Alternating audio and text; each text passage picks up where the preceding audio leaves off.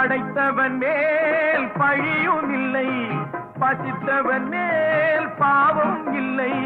கிடைத்தவர்கள் பிரித்து கொண்டார், உழைத்தவர்கள் தெருவில் நின்றார். பலர் வாட வாட சிலர் வாழ வாழ ஒருபோதும் தெய்வம் பொறுத்ததில்லை. கொடுத்ததெல்லாம் கொடுத்தார், அவர் யாருக்காக கொடுத்தார்? ஒருத்தருக்காக கொடுத்தார், இல்லை ஊருக்காக கொடுத்தார்.